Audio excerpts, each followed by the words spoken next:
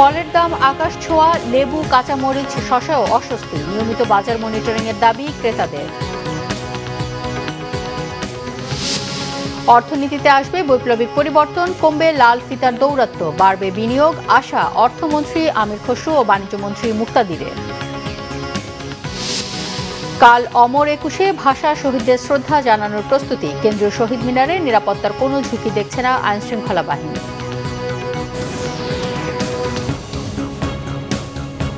দেখছিলেন crown cement সংবাদ শিরোনাম। রোজার বাজারে ছোলা মুড়ির দাম কম থাকলেও ইফতারের উপাদান হিসেবে বেশ বেড়েছে লেবু, কাঁচামরিচ ও শসার দর। ফলের দামও সাধারণের নাগালের বাইরে। নিয়মিত বাজার মনিটরিং না হওয়ায় বাজার নিয়ন্ত্রণে আসছে না বলে অভিযোগ ক্রেতাদের। রোজায় পণ্যমূল্য নিয়ন্ত্রণে রাখার তাগিদ তাদের। বিস্তারিত মোবাশির আহমেদের রিপোর্টে। বৈশাখের আগে চাল আমদানি করায় বাজারে চালের দাম অপরিবর্তিত রয়েছে। ২৮ জাতের মোটা চাল বিক্রি হচ্ছে ৫০ থেকে ৫২ টাকা। চালের দাম অপরিবর্তিত রাখতে চাল আমদানি বন্ধ না করার পরামর্শ ব্যবসায়ীদের। চাউল আমদানি না করে আমাদের দেশে যেসব কোম্পানি আছে সিন্ডিকেট করে, মনে করেন যদি আমদানি বন্ধ হয়ে যায় চালের দাম হুড় করে বাড়ায় দেয়। একদিনের ব্যবধানে কেজিতে ১ টাকা করে বাড়তেই থাকে। এভাবে মনে করেন যে কেজিতে ১০ টাকাও বেড়ে যায় চাউল যদি আমদানি না হয়। সপ্তাহের ব্যবধানে অপরিবর্তিত রয়েছে ব্রয়লার মুরগির দাম। বিক্রি হচ্ছে ১৮০ থেকে ১৯০ টাকায়। সোনালী বিক্রি হচ্ছে ২৮০ থেকে ৩০০ টাকা কেজিতে। তবে ডিমের দাম কমে ডজন প্রতি বিক্রি হচ্ছে ১০০ টাকায়। মুরগি শর্ট খায় তাহলে আবার মনে করেন বাজার বাড়ি যেতে পারে। আর মুরগি তো মনে হয় না শর্ট খাবে, কারণ এখন সবাই নিতে আছে কম। রোজা রমজান মাস তো এখন একটু দাম কমার আশায় আছে। রমজানের ইফতারের উপাদান হিসেবে ব্যবহৃত খাদ্যপণ্যের দাম কিছুটা কম ও স্থিতিশীল রয়েছে। বুট বিক্রি হচ্ছে ৮৫ থেকে ৮০ টাকায়, ছোলা ১০০ টাকা, ডাবলি বিক্রি হচ্ছে ৬০ টাকা কেজিতে, চিনি বিক্রি হচ্ছে ৯৫ থেকে ১০০ টাকায়, খেসারির ডাল বিক্রি হচ্ছে ৮৫ থেকে ৯০ টাকায়, প্রতি কেজি মুড়ি বিক্রি হচ্ছে ৭০ থেকে ৮০ টাকায়, মানভেদে চিড়া বিক্রি হচ্ছে ১৩০ থেকে ১৪০ টাকা কেজিতে, আর পাটালি গুঁড়ো বিক্রি হচ্ছে কেজি প্রতি ১৩০ টাকা পর্যন্ত। অন্যান্য বছরে তো ১০০ টাকা ১২০ টাকা চলছে। এবারকার রমজানে অনেকটাই কম, ৮০ টাকা ৮৫ টাকা কেজি চলতে আছে। চিনির রেটও অনেক কম আছে, ১০০ টাকা কেজি। তবে ঊর্ধ্বমুখী সবজির বাজার। উস্তা বিক্রি হচ্ছে কেজিতে ২৪০ টাকা, খিরাই ৯০ টাকা, শসা বিক্রি হচ্ছে ১৩০ টাকায়, কাঁচামরিচ কেজি প্রতি বিক্রি হচ্ছে ১৮০ থেকে ২০০ টাকা। লেবুর দাম কিছুটা বেড়ে প্রকারভেদে ডজন প্রতি বিক্রি হচ্ছে ১২০ থেকে ১৫০ টাকায়। কদিন ধরেই কাঁচা বাজারে পণ্যের দাম বাড়তে বলছেন ভোক্তারা। এছাড়া সব ধরনের ফলের দামও বেশি বলছেন তারা। সবকিছু তো দাম অনেক বেশি, রোজা উপলক্ষে আরো বেশি দাম রাখতেছে।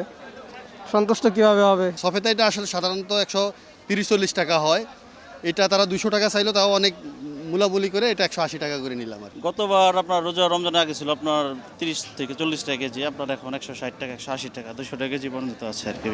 রমজান মাসে বাজারের দরটা কিছুটা অসহনীয়, কিছুটা স্বাভাবিক মানুষের জন্য ফুটপাত থেকে ক্রয় করে খাইতে পারতেছে এইটুকু।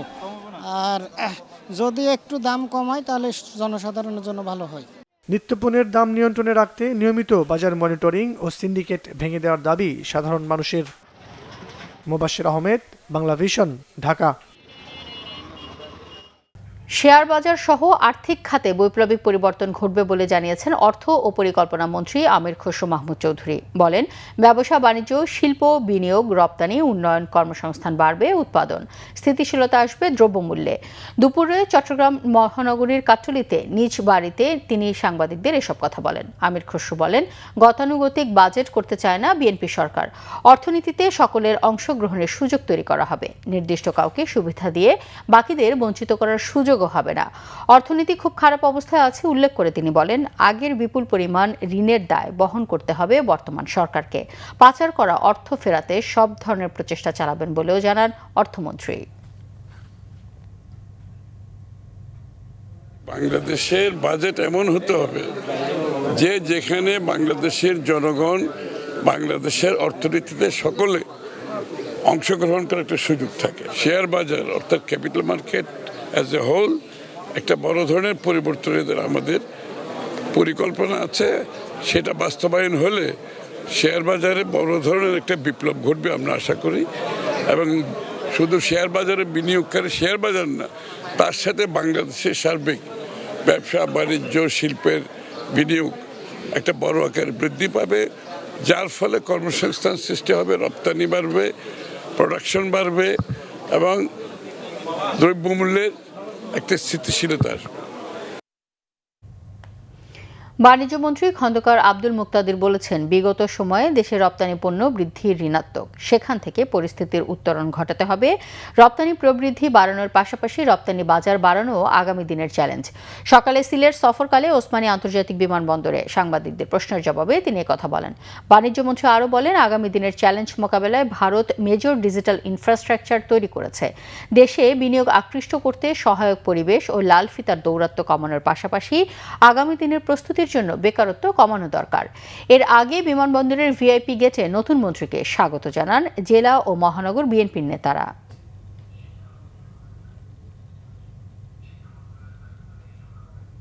পণ্য অন্তর্ভুক্ত করা, এটার মধ্যে বৈচিত্র্য আনা, ডাইভার্সিফিকেশন আনা, এগুলি আমাদের আগামী দিনের চ্যালেঞ্জ। কিন্তু আপনার যদি কর্মসংস্থান তৈরি করতে হয়, বিনিয়োগ লাগবে, বিনিয়োগ ছাড়া তো কর্মসংস্থান হবে না। তো এই বিনিয়োগ আকৃষ্ট করার জন্য কতটা সহায়ক পরিবেশ দরকার, আপনার যোগাযোগ ব্যবস্থার উন্নয়ন দরকার, কিছু লাল ফিতার দূরত্ব কমানো দরকার। তার থেকে বড় জরুরি দরকার সিলেটে কিছু বিশেষ নীতি সহায়তা, যেটির কারণে প্রবাসী এবং দেশীয় বিনিয়োগকারীরা আকৃষ্ট হবে। এগুলি নিয়ে আমরা কাজ করছি, ইনশাল্লাহ এটার ফল দেখতে পাবো। স্বাস্থ্য মন্ত্রণালয়কে সিন্ডিকেট ও দুর্নীতিমুক্ত করার অঙ্গীকার পুনর্ব্যক্ত করেছেন মন্ত্রী সর্দার সাখাওয়াত হোসেন বকুল। বলেছেন, মানুষকে যেন ডাক্তারের পেছনে ঘুরতে না হয়, বরং ডাক্তারই মানুষের দোরগোড়ায় গিয়ে সেবা দেবে। দায়িত্ব গ্রহণের পর শুক্রবার প্রথম নিজ এলাকা নরসিংদীর মনোহরদী যান সর্দার সাখাওয়াত হোসেন বকুল। সকালে নিজ বাড়িতে পৌঁছলে এলাকাবাসী, দলীয় নেতাকর্মী, বীর মুক্তিযোদ্ধা ও প্রশাসনের কর্মকর্তারা তাকে স্বাগত জানান। পরে কথা বলেন সাংবাদিকদের সাথে। দেন চিকিৎসা সেবা জনগণের হাতের নাগালে পৌঁছে দেওয়ার প্রতিশ্রুতি। সকল প্রতিহিংসার ঊর্ধ্বে উঠে বিদেশ ভুলে মুক্তিযুদ্ধের পক্ষের সকলকে সঙ্গে নিয়ে একটি সমৃদ্ধশীল বাংলাদেশ গড়ে তোলার আশাবাদ জানান স্বাস্থ্যমন্ত্রী।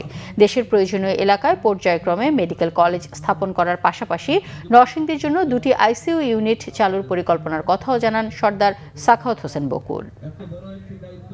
এই মন্ত্রণালয়টাকে সম্পূর্ণ দুর্নীতিমুক্ত একটা মন্ত্রণালয় আমরা রূপান্তরিত করবো ইনশাল্লাহ।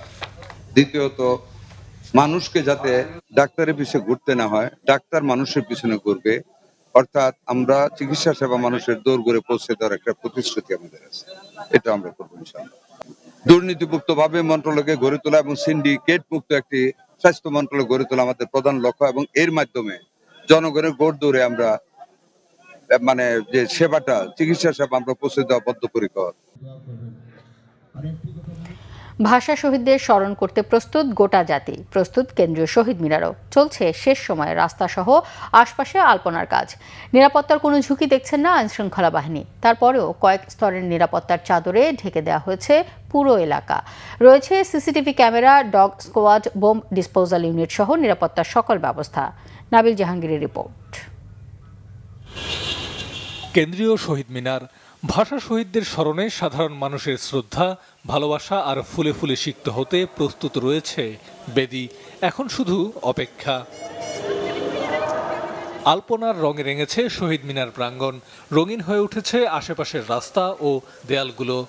চারুকলার যারা আছি, অ্যালামনাই বা রানিং যারা স্টুডেন্ট আছে, আমরা সবাই মিলে এই দেশের এই দিনটা, আমাদের এই জাতীয় যে দিবসটা, সেটাকে উদযাপন করি আলপনার মাধ্যমে। অনেক সংশয় এর পরে যে একটা নির্বাচন হলো এবং তারপরে আমরা সুন্দর সুষ্ঠুভাবে যে আমরা 21শে ফেব্রুয়ারিটা পালন করতে পারছি এবং সেটার আয়োজন করতে পারছি এই সময় এসে, এটাই খুব ভালো লাগছে। আমাদের ভাষা যেহেতু বাংলা ভাষা, মাতৃভাষা, সেহেতু আমরা এই আমাদের সংস্কৃতির অংশ আলপনা, এটা আমরা ভাষার সাথে জড়িয়ে রেখেছি।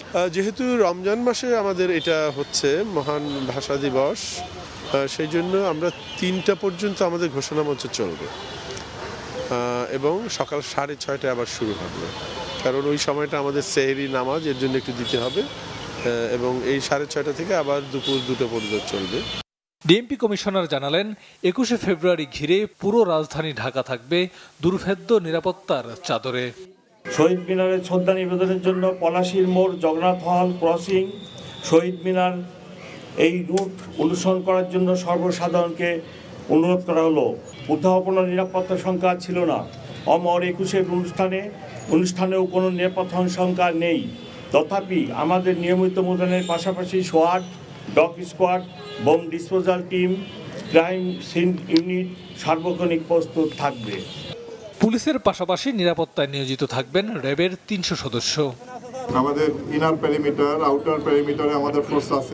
আমরা কয়েকটা সেক্টরে ভাগ করেছি। প্রত্যেকটা সেক্টরই আমাদের ফুট পেট্রোল, গাড়ির পেট্রোল এবং স্ট্রাইকিং রিজার্ভ থাকবে। এছাড়াও আমরা অত্র এলাকাটি ভালোভাবে সুইপিং করেছি। আমাদের bomb disposal team stand by থাকবে।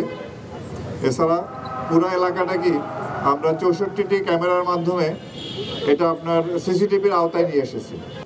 আইনশৃঙ্খলা বাহিনী জানিয়েছে নিরাপত্তার ঝুঁকি নেই, তবুও সর্বোচ্চ প্রস্তুতি রয়েছে তাদের।